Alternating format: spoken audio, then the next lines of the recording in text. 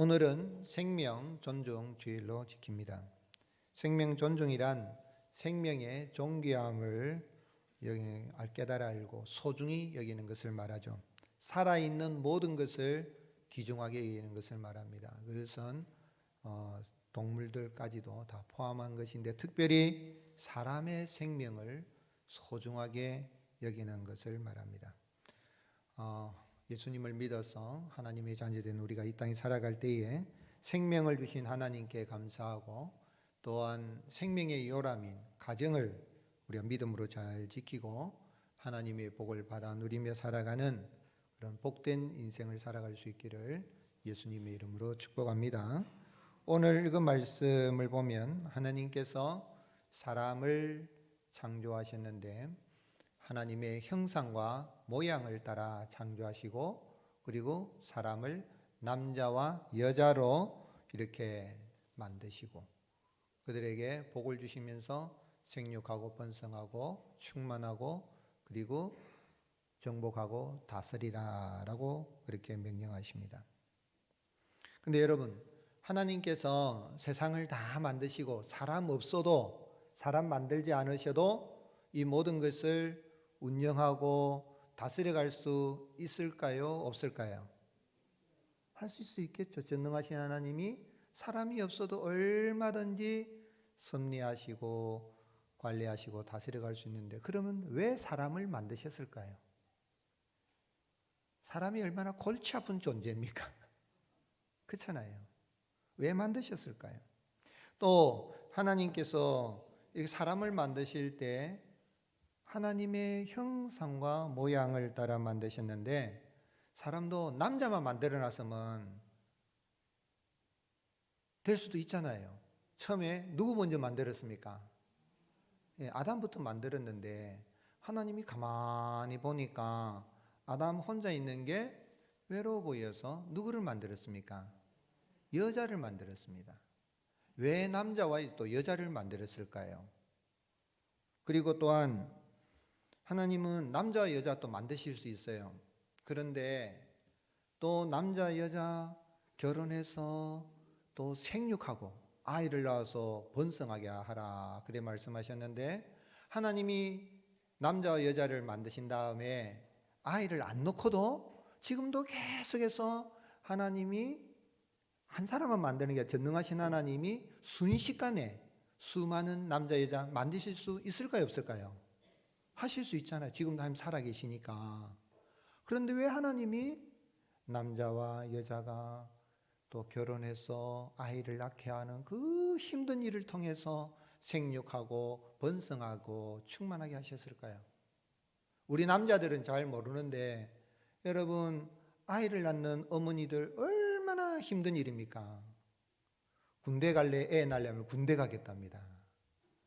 그만큼 애 낳기 힘들고 아이 한 명 낳으려고 하면 한 번 죽는 것과 같은 죽음을 넘나드는 고통이란데 왜 하나님이 남자와 여자를 만드셔가지고 생육하라 하시고 또 번성하라 하시고 그것도 하나만 낳는 게 아니고 번성하려면 몇 명 낳아야 됩니까?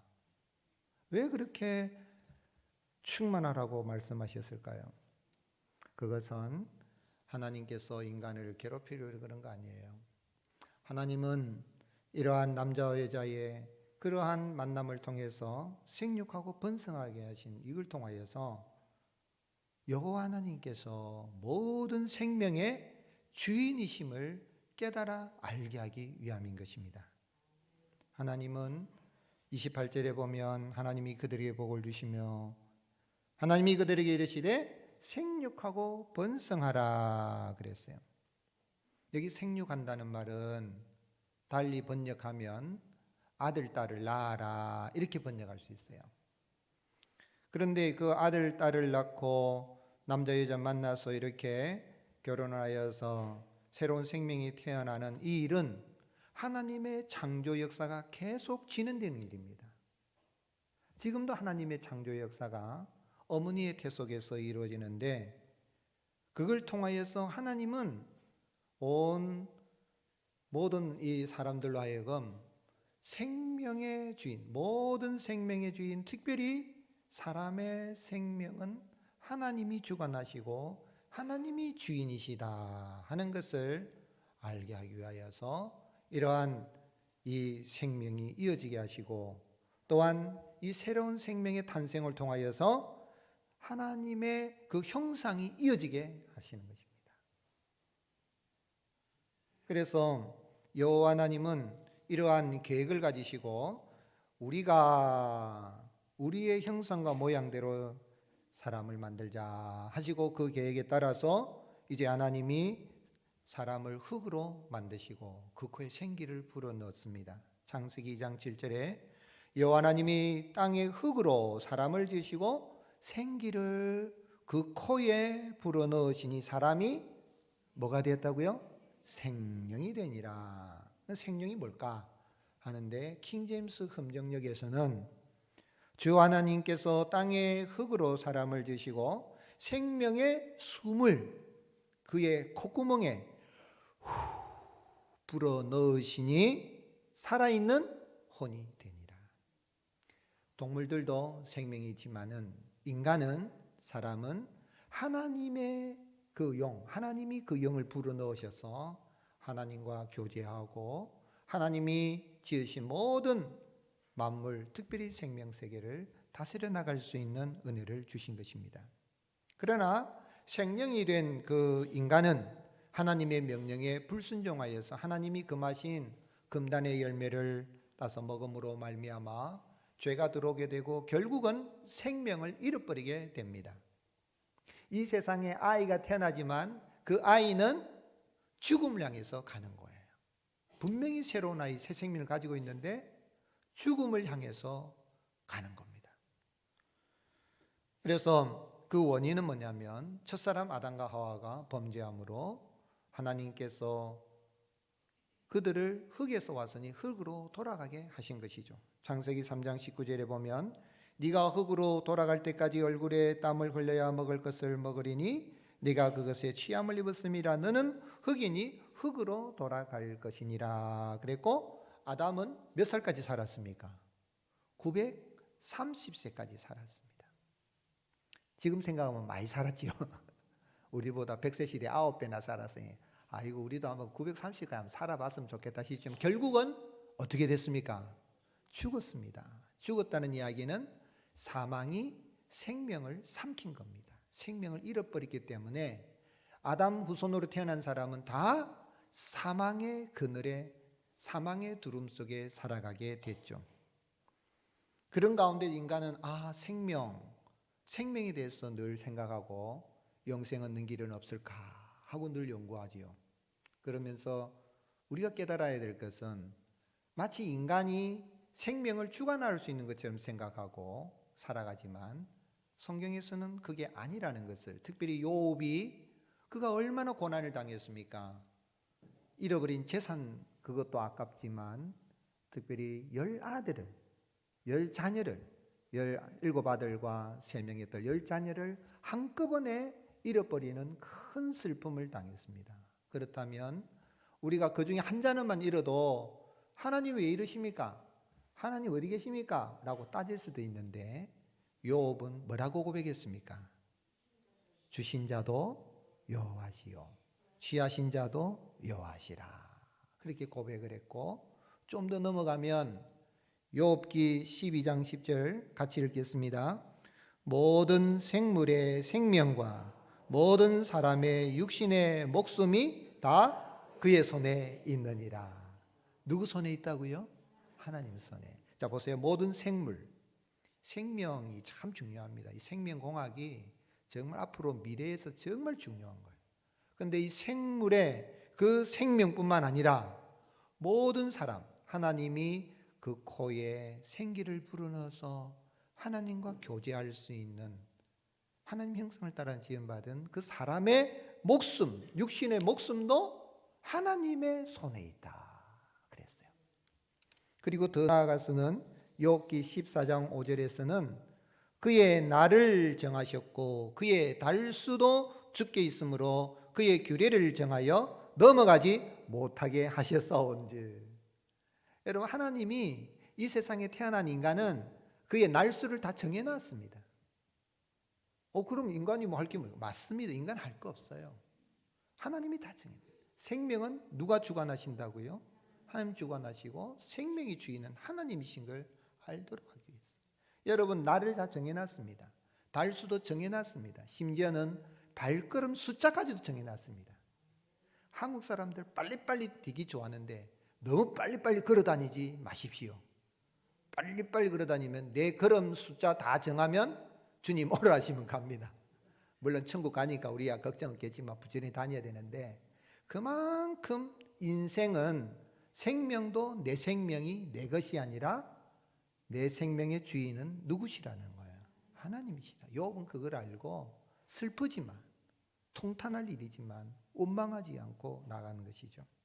그러한 인생, 생명을 잃어버리고 사망의 두려움 속에 살아가는 그러한 인생을 구원하기 위해서 하나님이 독생자를 보내셨고, 여호와 하나님이 독생자의 모양으로 사람의 몸을 입고 이 땅에 오셨습니다. 그분이 누구십니까? 그분이 우리 구주 예수 그리스도십니다. 예수님 십자가에서 우리의 죄값을 다 지불하시고, 누구든지 예수님을 믿는 사람들은 죽지 않고 생명을 얻게 되고 영생에 이르는 길을 열어 놓으셨습니다. 니고데모와의 대화 속에서 예수님은 친히 말씀하시기를, 하나님이 세상을 이처럼 사랑하사 독생자를 주셨으니 이는 그를 믿는 자마다 멸망하지 않고 죽지 않고 무엇을 얻게 하렵니라? 영생을 얻게 하려 하심이라. 아멘이십니까? 예수님을 믿음으로 말미암아서 첫사람 아담이 잃어버린 그 하나님의 형상을 마지막 아담으로 오신 예수님을 믿어서 생명을 얻게 되고 영생에 이르게 되는, 하나님의 형상이 회복이 되고 생명이 회복되는 은혜를 누리게 된 것입니다. 그러기에 예수님은 잡시던 날 밤에 뭐라고 말씀하셨습니까? 마지막 고별 설교를 하시는 가운데에 내가 곧 길이요 진리요 생명이니 나로 말미암지 않고는 아버지께로 올 자가 없느니라. 여러분, 예수님을 믿은 사람은 생명을 얻었고 영생을 얻은 자입니다. 이 아침에 오셨지만 아직까지도 예수 그리스도를 영접하지 않은 분 있습니까? 마음을 여시고 예수 그리스도를 영접하여 길과 진리 생명 되신 예수님을 영접하여 생명의 기쁨이 넘치는 삶을 살아가고 영생의 소망 가운데에 다른 사람의 생명, 나의 생명, 모든 생명을 존중하고 소중히 여기고 살아가는 은혜가 있을 수 있기를 주님 축복합니다. 예수 그리스도를 믿음으로 우리는 하나님의 형상, 하나님의 형상이신 그 예수님을 믿어서 우리는 하나님의 형상이 회복되어졌고 또한 생명을 얻게 된 것입니다. 우리는 다 하나님을 보고 싶어요. 여러분, 하나님 보고 싶습니까? 하나님 어떻게 생겼을 것 같아요? 사람들이 하나님을 보고 싶어서 하나님을 만듭니다. 그렇죠? 금으로, 은으로, 나무로 이렇게 만들어 놓지만 그건 하나님 아니에요. 그리기도 합니다. 그런데 하나님이, 사람이 자꾸 하나님의 형상을 보고 싶으니까 하나님이 이 땅에 첫사람 아담에게 하나님의 형상을 따라 첼렘 더무트 모양을 이렇게 만들어 주셨는데, 그 하나님이 우리에게 친히 보여주셨는데 예수님이 바로 하나님의 형상입니다. 그래서 바울은 골로새서 1장 15절에 그는 보이지 아니하는 하나님의 형상이요 모든 피조물보다 먼저 나신 이시니라고 증언했어요. 또한 그 예수님을 믿는 사람은 하나님의 형상을 입고 생명을 얻는 새 사람으로 살아가게 됩니다. 에베소서 4장 23절 오직 너희의 심령이 새롭게 되어 하나님을 따라 의와 진리의 거룩함으로 지으심을 받은 새 사람을 입어라. 아멘이십니까? 여러분, 우리는 예수님 믿어서 새 사람이 됐고 새 생명을 얻게 되었고 영생을 얻게 되었음을 믿으시기를 주님의 이름으로 축복합니다.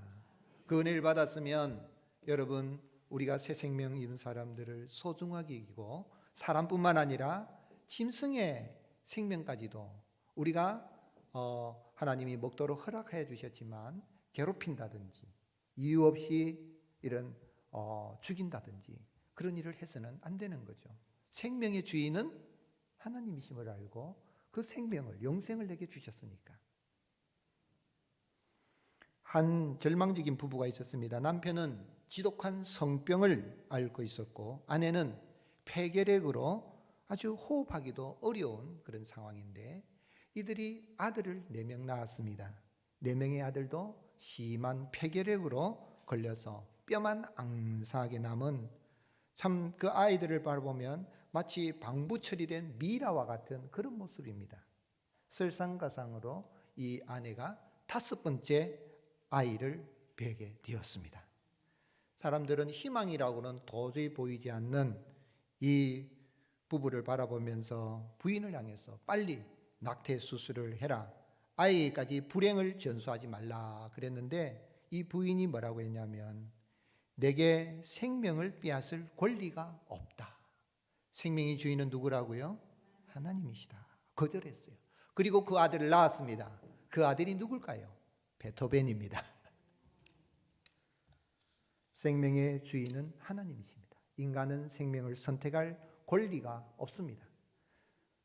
예수 그리스도를 믿어서 생명을 얻고 영생을 얻었다면 나의 생명도 소중하게 여기고 우리가 태아의 성문도 소중하게 여기고 또한 우리 이 땅에 살아갈 때 모든 사람, 특별히 사람, 모든 생물도 존재하지만 사람의 생명을 소중하게 여기고 살아간다면 우리 살아가는 곳에 생명의 역사가 일어나게 되고 하나님의 영광이 임하는 은혜가 임하게 될 것입니다.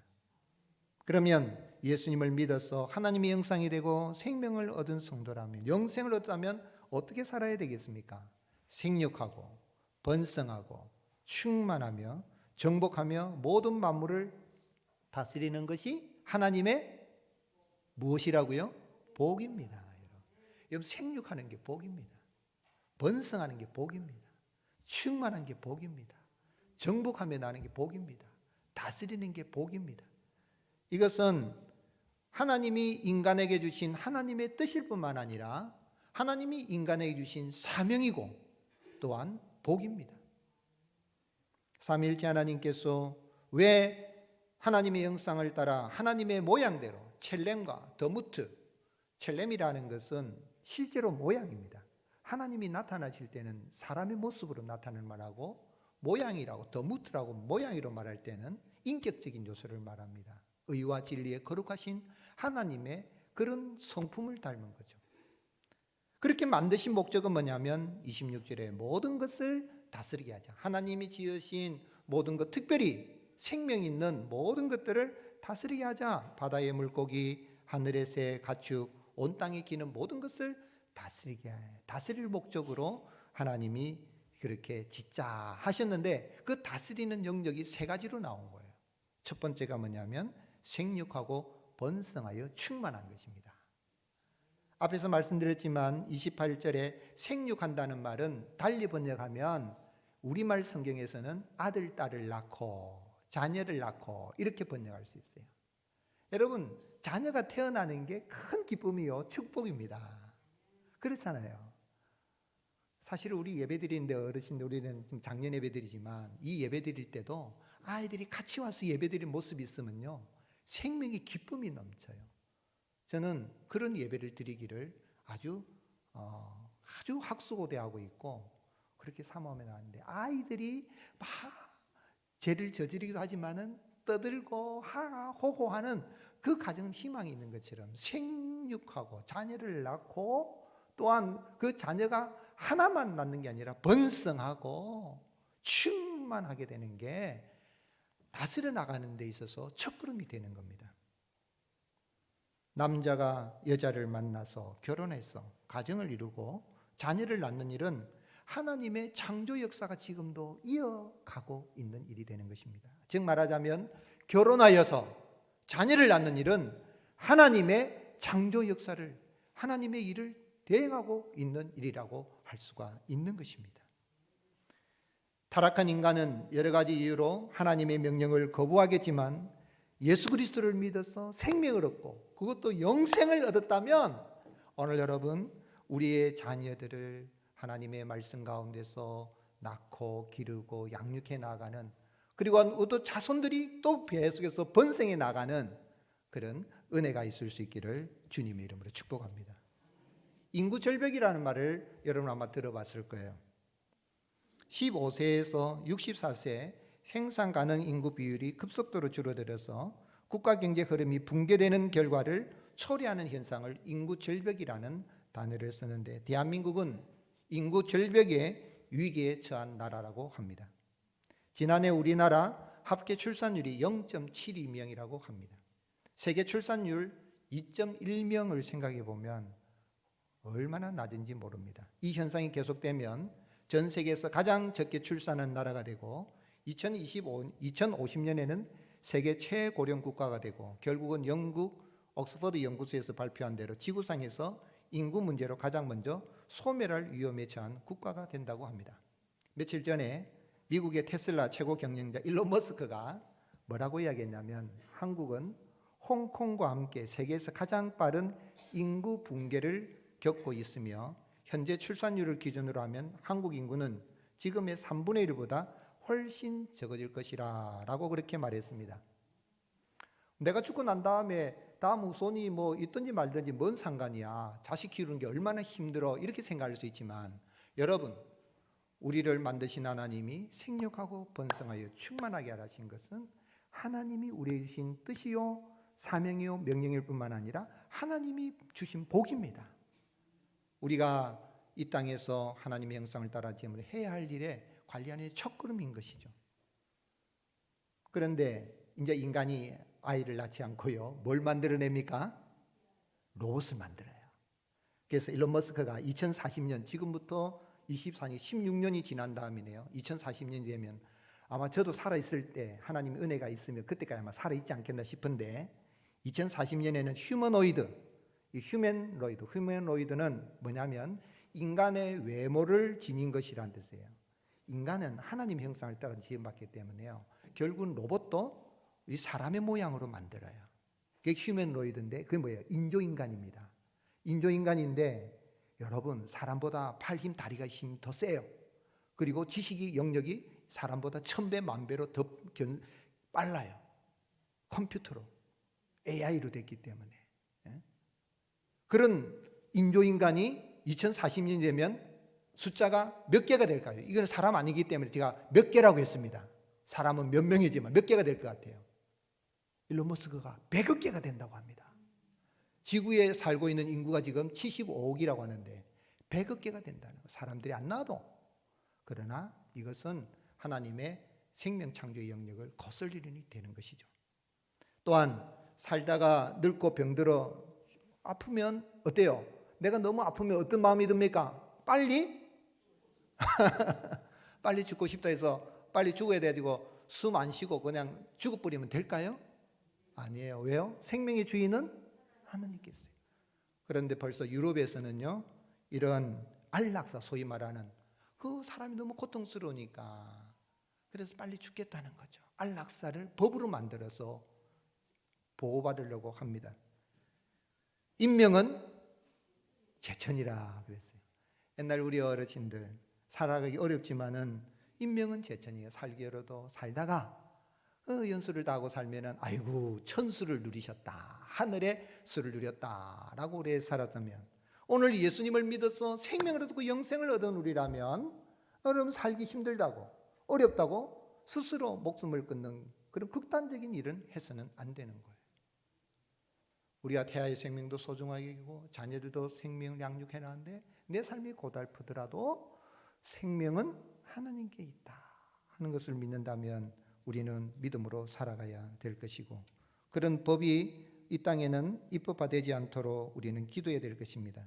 네덜란드에서 2000년도에 이 법이 제정이 되고, 또한 벨기에, 룩셈부르크, 유럽의 이런 나라들이 인본주의화돼 가고 있는 이런 나라, 또 캐나다, 미국의 여러 주에서 이 법이 시행되고 있다고 하며, 호주에서도 벌써 이 법이 시행되고, 우리나라에서도 21대 국회 2022년 6월 24일에 더불어민주당의 안규백 의원이 이 법을 발의를 했지만 21대 국회가 폐회됨으로 자동 폐기가 되었고, 다시 7월 5일에 제21대 국회가 시작이 되면서 한 달 정도 지난 다음에 이 안규백 의원이 조력 존엄사에 관한 법률안을 발의를 해서 어떻게 될지 모르겠지만 이 법률에 통과되지 않도록 해야 됩니다. 우리가 생각할 때는 아이고 그렇게 고통스러운데 빨리 죽게 만들어자 하고 주사를 놓는다든지, 어떤 요즘은 이제 빨리 딱 들어가 가지고 편하게 죽는 그런 기구도 어떤 의사가 만들었더라고요. 그런데 생명의 주인은 누구라고요? 하나님이시기 때문에 힘들지만, 내가 숨 쉬고 있는 순간에도 하나님 주신 사명이 있고 뜻이 있다, 이 고통에도 하나님의 뜻이 있다 라고 생각하고, 욥이 주신이도 하나님이시요 취하신 하나님 믿고 그 하나님 믿는 믿음으로 나가면 오늘 여러분 내 마음에도 평강이 임하게 될 것이고, 우리 이 땅에 살아갈 때에 하나님 맡겨주신 일들을 우리는 감당해 나갈 수가 있는 것입니다. 또한 예수 그리스도를 믿어서 영생을 우리는 다음 세대 젊은이들이 결혼하여서 아이를 가지고 출산하고 양육할 수 있는 환경을 만들어 가야 될 것입니다. 기성 어른 세대들이 욕심을 부려 가지고 서울 같은 경우는 아파트 한 채 구입하려면 얼마 됩니까? 아파트 한 채가 20억 30억 가지고는 직장 생활 가지고는 아파트 한 칸도 가지기 어렵다니, 그래 아이를 안 낳는데, 이건 우리 어른들의 책임입니다. 욕심입니다. 오늘 여러분 이런 부분에 우리 그리스도인들이 입법부나 행정부나 사법부에 들어가서 여러 관계기관을 통해서 이런 법적인 절차를 통해서 하나님이 기뻐하시는 그런 나라로 세워갈 수 있도록 우리가 할 수 있는 대로 기도도 하지만 힘쓰고 애쓰고 노력도 해야 되겠습니다.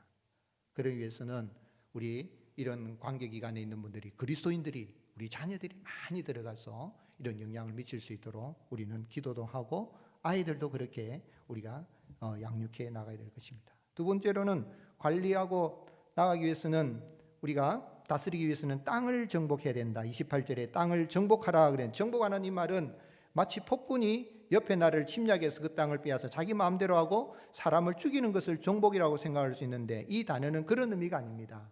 창세기 2장 15절에 보게 되면은 여호와 하나님이 그 사람을 이끌어 에덴 동산에 두어 그것을 어떻게 하며 경작하며 지키게 하시고, 이 말이 경작하고 지킨다는 의미예요. 정복한다는 말에는 이제 사람이 생육하고 아이를 낳고 하면 번성하죠. 그러면 자연적으로 많아지게 되는 거죠. 그러면서 이제는 하나님이 맡겨주신, 하나님이 지은 이 자원들을 잘 관리해서 유익하게 살아가도록 하는 일이 정복하는 일이고, 경작한다는 이 말은 결국은 영어로는 이 컬처라고 할 수 있는데, 컬처라는 얘기에서 문화라는 단어가 나올 수가 있습니다. 그래서 여기에 생육하고 번성하고 땅에 충만하고 정복한다는 여기에서 문화적인 사명이다. 오늘 예수님을 믿어서 구원받고 영생을 얻은 우리는 우리 살아가는 세상에서 하나님이 주신 자원들을, 이 어떤 환경, 또 하나님 주신 이 자연, 이런 것들 잘 관리하고, 또한 동물이든 식물이든 이런 것도 잘 관리해서 정말 하나님이 원하시는 그런 모습으로 우리가 해야 될 책임이 우리에게 있는 것입니다. 우리가 한 주간을 할 때에 월화수목금토하죠. 월요일은 그 월이 뭘 이야기합니까? 달월이잖아요. 그런데 환경이 파괴되고 어려우니까 밤에 요즘 달 볼 일이 있습니까? 달도 잘 안 보이고 별도 잘 안 보여요. 우리 어릴 때는 평상에 누워 있으면 하늘에 밤만 되면 어때요? 별이 반짝반짝하겠는데, 환경이 오염이 돼서 별 볼 일이 없던 세상에 살고 있습니다. 월요일에는 우리가 환경을 잘 보여서 달 볼 수 있는, 별도 볼 수 있는 그런 날이 됐으면 좋겠다라고 우리가 생각할 수가 있고, 화요일, 화는 무슨 화자입니까? 불화. 불은 뭐 에너지입니다. 에너지도 있다고 마음대로 쓰고 그런 거 아니죠. 에너지도 잘 관리해야 돼요. 왜 원자력이 중요합니까? 이 에너지 문제 때문에 얼마나 지금 싸우고 있습니까? 그래서 에너지가 있을 때도, 우리가 불 같은 경우도 교회도 마찬가지예요. 그냥 나 없는데도 에어컨 다 틀어놓고 방대, 뭐 교회 거다, 괜찮다, 불 막 켜고 그러면 안 돼요. 제가 섬겼던 교회의 담임 목사님은 예배당 짓고 나 80억 빚이 들었는데, 목사님 빚 갚는다고 뭐라고 붙여냐면 그 스위치에다가 지금이 어둡습니까? 이랬잖아요. 스위치가 지금이 어둡습니까? 여러분 에너지도 아껴야 돼요. 수요일은 무슨 숫자죠? 물도 막 쓰면 안 돼. 옛날에 뭐 돈을 물 쓰다니, 요즘 아니에요. 물이 얼마나 비쌉니까, 여러분? 제가 물 한번 사 먹으려니까 여행 가가지고 저 로마에서 물 사면 조그마한 물 하나 4달러 달라 그래요. 4달러면 어디입니까? 요즘 5,000원입니다. 5,000원. 그렇게 비싸요. 물이 얼마나 비싼지 몰라요. 물이 오염되면 우리 살 수 없어요. 우리 몸이 물로 돼 있잖아요. 물도 아껴야 돼요. 샤워할 때도 설거지 할 때도 저도 혹시 집사람이 설거지 도와줄 옆에서 보면 어떻게 하면요, 설거지 물 탁 틀었다가 또 다른 거 건데 물 닦아야 돼요. 그리고 귀찮지만 계속 틀어놓고 뭐 하면서 물 틀어놓고 그러면 안 돼요. 이 수돗물 들어올 때까지 얼마나 그 과정에 어려움이 많습니까? 물을 소중하게. 목요일은 무슨 목자지요? 나무 목자. 이 종이 한 장도. 우리나라 이 페이퍼 만드는 거, 이 목재 종이 만드는 나무 우리나라에 힘들어요. 없어요. 다 수입이에요. 그럼 종이 한 장도, 이면지도 쓰고 종이 한 장도 아끼고 하는 모습. 금은 무슨 금자입니까? 세금. 금인데 사실은 뭘 이야기하죠? 돈도 여러분 잘 써야 돼요.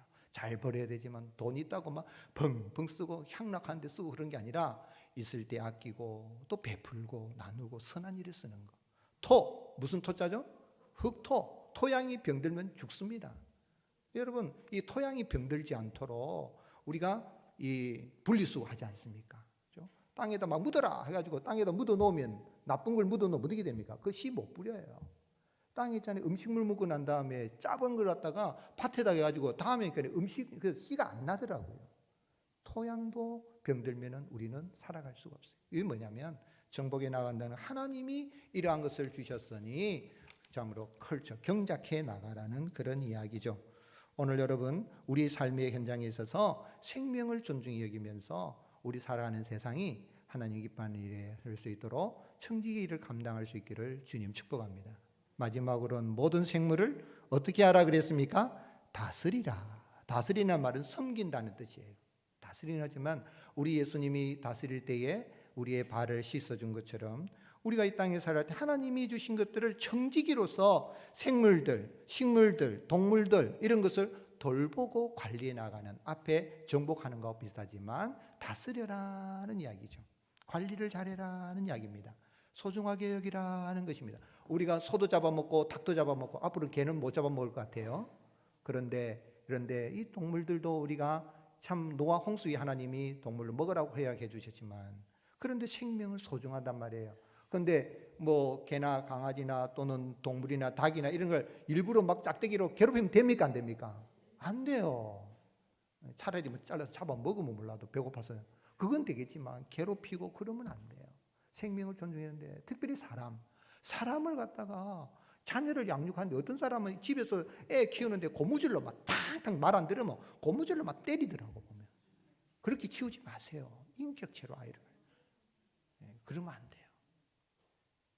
오늘 여러분 소중하게 되죠. 아브라함 링컨이 하루는 예복 차림으로 백악관 앞에 마차에서 내려 층계를 오려고 하는데 그 앞에 보니까 새끼 돼지 한 마리가 시궁창에 빠져가지고 허우적거리고 있는 거예요.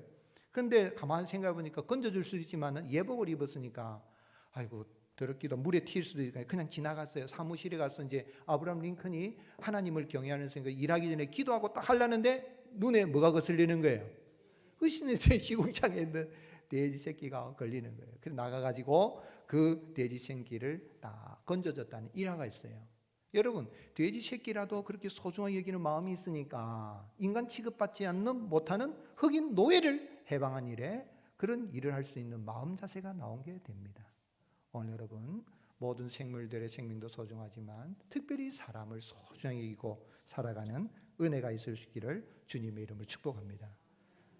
저출산으로 해서 한국 교회가 어렵다고 이야기를 합니다. 저출산 문제 한국 사회도 그렇지만 한국 교회 어렵다는데 사실은 우리가 생각해 보면 저출산보다 더 심각한 건 믿는 그리스도인들이 새 생명을 얻기 위해서 전도하는 일에 얼마나 열심을 내는가 생각해 봐야 돼요. 제가 예수님 믿고 올 때 교회 나갔을 때는요, 참 어르신들이 앞에 전도 많이 했어요.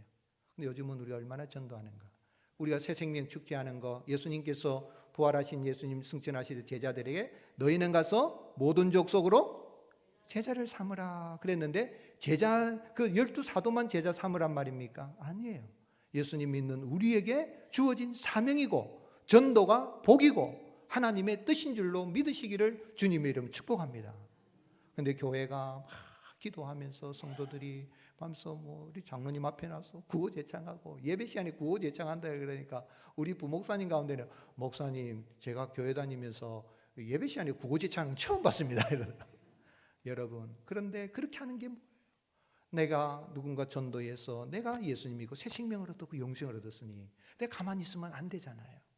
그렇기 때문에 나도 전해야 되겠다는 거예요. 그런데 뭐 작정해라 그러면은 또 우리 괴롭히나 생각하지 마세요. 혹시라도 여러분 마음에 있으면 오늘 정리를 하시고 내가 전도하면 새 생명의 역사 일어난다 생각하고 작정 안 한 분들은 오늘 회개하는 마음으로 작정하시고 나갈 때 본인이 직접 한 사람이라도 스티커 붙이시기를 주님의 이름으로 축복합니다. 하늘 상급이 임할 줄로 믿습니다. 우리가 아는 길에 새 생명의 역사 일어날 줄로 믿습니다. 우리가 이 생명 존중 이 주일을 맞이해서 참으로 참 우리가 아는 곳에 새 생명의 역사가 있고 하나님의 영광을 노래하며 나아가는, 또한 그로 말미암아 여러분의 가정에도 새 생명의 역사가 일어나기를 예수님의 이름으로 축복합니다.